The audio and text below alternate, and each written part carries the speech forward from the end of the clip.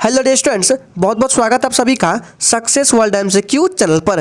तो चलिए आज की इस वीडियो में आपके लिए बिहार मध्य निश्चित सिपाही परीक्षा 2022 के लिए एक छोटा सा जांच परीक्षा को लेकर आए हैं। और आज के इस 25 प्रश्नों में से अगर आपने 12 प्रश्न का भी बिना किसी तुक्का लगाए 100% कन्फर्म के साथ आंसर कर देते हो तो आपको सिलेक्शन लेने से कोई भी नहीं रोक सकता है। आप 100% एग्जाम पास कर जाओगे। तो चलिए आज की इस वीडियो को स्टार्ट करते हैं और देखते हैं कौन से वे 25 प्रश्न हैं। तो आज के सेशन का सबसे पहला प्रश्न आपके स्क्रीन पर है। 2011 की जनगणना का नारा क्या था? ऑप्शन आपके सामने 4 दिए गए हैं और आपको प्रत्येक क्वेश्चन के लिए सोचने के लिए मैक्सिमम 5 सेकंड का टाइम भी दिया जाता है। तो आपको 5 सेकंड के अंदर ही आंसर करना है। अगर आपको इनमें से किसी भी प्रश्न का आंसर आ रहा है तो आप लोग कमेंट बॉक्स में देते जाइएगा। यहाँ पे आपका नारा लिखा जाएगा तो बताएंगे इसका राइट आंसर क्या हो जाएगा। अगर आपने ऑप्शन ए को दिया है तो बिल्कुल सही जवाब हो जाएगा। 2011 की जनगणना का नारा क्या था? तो हमारी जनगणना हमारा भविष्य। सबसे ज्यादा इंपॉर्टेंट प्रश्न है, इसको ध्यान में रखना है। चलिए शिक्षक आगे बढ़ते हैं। दूसरा प्रश्न आपके स्क्रीन पर है।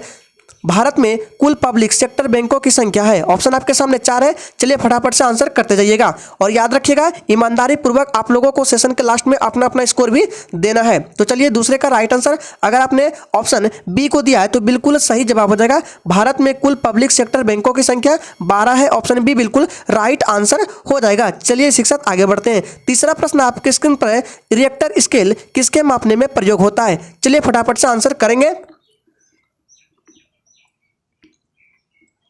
चलिए आपका टाइम खत्म होता है। तो तीसरे का राइट आंसर अगर आपने ऑप्शन ए को दिया है तो बिल्कुल सही जवाब हो जाएगा। रिएक्टर स्केल भूकंप की तीव्रता को मापने में प्रयोग होता है। ऑप्शन ए बिल्कुल राइट आंसर हो जाएगा। चलिए शिक्षक आगे बढ़ते हैं। अगला प्रश्न है। राष्ट्रीय विधि दिवस मनाया जाता है। चलिए 4 के लिए आंसर करेंगे फटाफट से। अगर आप प्रश्न का आंसर नहीं कर पा रहे हैं तो सारे प्रश्न को नोट कर लीजिएगा। इंपॉर्टेंट प्रश्न आपके एग्जाम में डायरेक्ट आ सकते हैं। तो 4 का जो राइट आंसर है अगर आपने ऑप्शन डी को दिया है तो बिल्कुल सही जवाब हो जाएगा। राष्ट्रीय विधि दिवस 26 नवंबर को मनाया जाता है। ऑप्शन डी इस प्रश्न का बिल्कुल राइट आंसर हो जाएगा। पांचवा प्रश्न है। पुष्पों का अध्ययन कहलाता है। चलिए फटाफट से 5 के लिए आंसर करते जाएंगे और याद रखिएगा सेशन के लास्ट में बिल्कुल ईमानदारी पूर्वक अपना अपना स्कोर देना है कि आपने कितने प्रश्नों का सही जवाब दिए हैं। तो 5 का जो राइट आंसर है ऑप्शन सी के साथ चला जाएगा। पुष्पों का अध्ययन एंथोलॉजी कहलाता है। ऑप्शन सी इस प्रश्न का बिल्कुल राइट आंसर हो जाएगा। अगला प्रश्न है।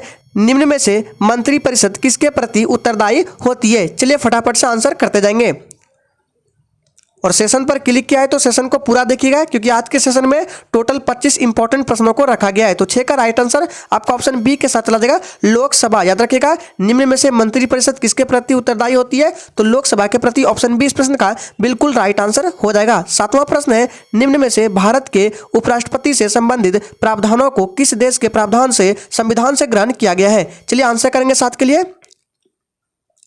और जो भी स्टूडेंट चैनल पर पहली बार है चैनल को सब्सक्राइब करके और साथ में बेल आइकन को भी प्रेस कर लेंगे ताकि इस तरह के इंपॉर्टेंट क्लास आपसे मिस ना हो। तो 7 का राइट आंसर आपका ऑप्शन बी के साथ चला जाएगा। अमेरिका देश के संविधान से ग्रहण किया गया है। ऑप्शन बी बिल्कुल राइट आंसर हो जाएगा। इंपॉर्टेंट प्रश्न है, ध्यान रखिएगा। नेक्स्ट क्वेश्चन आपके स्क्रीन पर है। एक देशांतर को पार करने में 2 स्थानों के स्थानीय समय के बीच क्या अंतर है? चलिए फटाफट से 8 के लिए आंसर करते जाएंगे।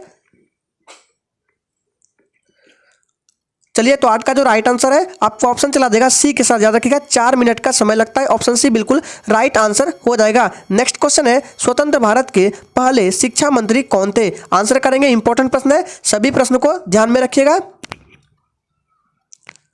चलिए आपका टाइम खत्म होता है तो 9 का राइट आंसर ऑप्शन डी के साथ चला जाएगा। बलदेव सिंह। ध्यान रखना है स्वतंत्र भारत के पहले रक्षा मंत्री बलदेव सिंह थे। ऑप्शन डी इस प्रश्न का बिल्कुल राइट आंसर हो जाएगा। नेक्स्ट क्वेश्चन स्क्रीन पर है। निम्नलिखित में से कौन न्यायाधीश और उच्चतम न्यायालय के अन्य न्यायाधीशों की नियुक्ति करता है? चलिए आंसर करेंगे। सोच समझकर आंसर करना है क्योंकि आज का आपका टारगेट है कम से कम 12 प्रश्नों का हर हाल में सही सही जवाब देना है। तो 10 का जो राइट आंसर है ऑप्शन चला जाएगा डी के साथ। राष्ट्रपति। याद रखिएगा राष्ट्रपति नियुक्ति करता है। ऑप्शन डी इस प्रश्न का बिल्कुल राइट आंसर हो जाएगा। नेक्स्ट क्वेश्चन है। किसी नेत्र का निकट बिंदु है? चलिए आंसर करेंगे। चलिए आपका टाइम खत्म होता है तो 11 का राइट आंसर ऑप्शन बी के साथ चला जाएगा। किसी नेत्र का निकट बिंदु 25 सेंटीमीटर होता है। ऑप्शन बी इस प्रश्न का बिल्कुल राइट आंसर हो जाएगा। अगला प्रश्न है। किस क्षेत्र में एक केंद्रीय सार्वजनिक क्षेत्र का उद्यम है? चलिए आंसर करेंगे 12 के लिए। और अगर आपको ये सेशन अच्छा लग रहा है तो सभी लोग दिल से एक बार सेशन को भी लाइक कर देंगे। तो 12 का जो राइट आंसर है आपका ऑप्शन चला देगा बी के साथ। याद रखिएगा लोहा क्षेत्र में एक केंद्रीय सार्वजनिक क्षेत्र का उद्यम है। ऑप्शन बी बिल्कुल सही जवाब हो जाएगा। आयरन। नेक्स्ट क्वेश्चन स्क्रीन पर है। भारत के किस राज्य में जंक फूड पर फैट टैक्स लागू किया गया है? इंपॉर्टेंट प्रश्न है। चलिए आंसर करेंगे 13 के लिए। चलिए, तो इसका जो सही जवाब है ऑप्शन बी के साथ चला जाएगा। केरल राज्य में जंक फूड पर फैट टैक्स लागू किया है। ऑप्शन बी इस प्रश्न का बिल्कुल सही जवाब हो जाएगा। अगला प्रश्न है, निम्नलिखित में से चौथी पंचवर्षीय योजना का कार्यकाल क्या था? चलिए आंसर करेंगे। तो चलिए, इसका जो राइट आंसर है, अगर आपने कमेंट बॉक्स में 14 का ऑप्शन बी को दिया है तो बिल्कुल सही जवाब हो जाएगा। 1969 से 74 तक ये चौथी पंचवर्षीय योजना का कार्यकाल है। ऑप्शन बी इस प्रश्न का बिल्कुल सही जवाब हो जाएगा। नेक्स्ट क्वेश्चन है, निम्नलिखित में से कौन सा अनुच्छेद धन विधेयक को परिभाषित करता है? आंसर करेंगे। सारे प्रश्न इंपॉर्टेंट रखे गए, इसलिए सेशन में लास्ट तक बने रहिएगा। तो चलिए, 15 का जो राइट आंसर है ऑप्शन ए के साथ चला जाएगा, अनुच्छेद 110। ऑप्शन ए इस प्रश्न का बिल्कुल राइट आंसर हो जाएगा। चलिए आगे बढ़ते हैं। नेक्स्ट क्वेश्चन है, अखिल भारतीय सेवा शुरू करने का अधिकार किसे है? आंसर करेंगे।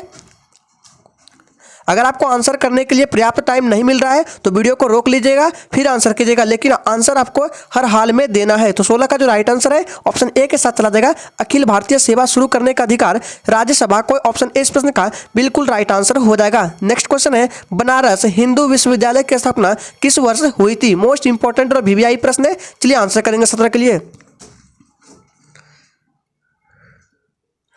चलिए, तो 17 का जो राइट आंसर है आपका ऑप्शन सी के साथ चला जाएगा, 1916 ईस्वी। ऑप्शन सी बिल्कुल राइट आंसर है। नेक्स्ट क्वेश्चन है, लोकसभा का सदस्य बनने के लिए न्यूनतम आयु कितनी है? चलिए आंसर करेंगे 18 के लिए। चलिए, तो 18 का जो राइट आंसर है आपका ऑप्शन सी के साथ चला जाएगा, 25 वर्ष। याद रखिएगा, इंपॉर्टेंट प्रश्न है, ध्यान में रखना है। नेक्स्ट क्वेश्चन है, विद्युत बल्ब का फिलामेंट किसका बना होता है? आंसर करेंगे 19 के लिए। चलिए, तो 19 का जो राइट आंसर है ऑप्शन बी के साथ चला जाएगा, टंगस्टन का। ऑप्शन बी बिल्कुल राइट आंसर हो जाएगा। नेक्स्ट क्वेश्चन है, भारत के संविधान का कौन सा अनुच्छेद भारत के सर्वोच्च न्यायालय की रचना और उसे अधिकार क्षेत्र प्रदान करता है? इंपॉर्टेंट प्रश्न है, चलिए आंसर करेंगे 20 के लिए।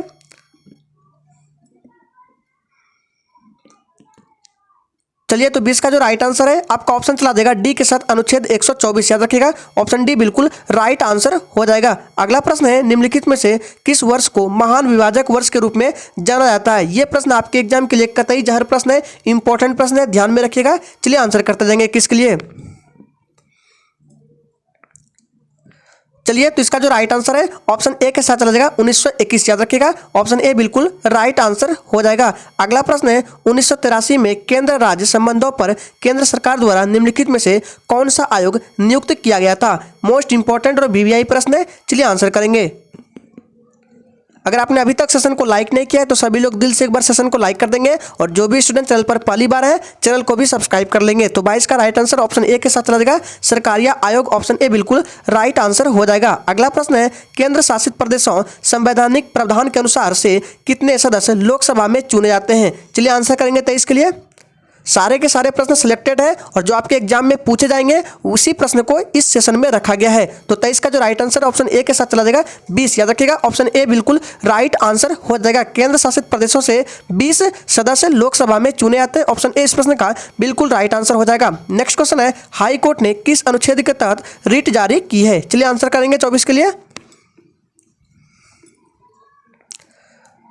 तो इसका जो राइट आंसर है ऑप्शन चला जाएगा डी के साथ, अनुच्छेद 226 के अंतर्गत। याद रखिएगा, ऑप्शन डी बिल्कुल राइट आंसर हो जाएगा। नेक्स्ट क्वेश्चन है, वर्तमान में उच्चतम न्यायालय में न्यायाधीशों की संख्या कितनी है? मोस्ट इंपॉर्टेंट प्रश्न है, आंसर करेंगे 25 के लिए।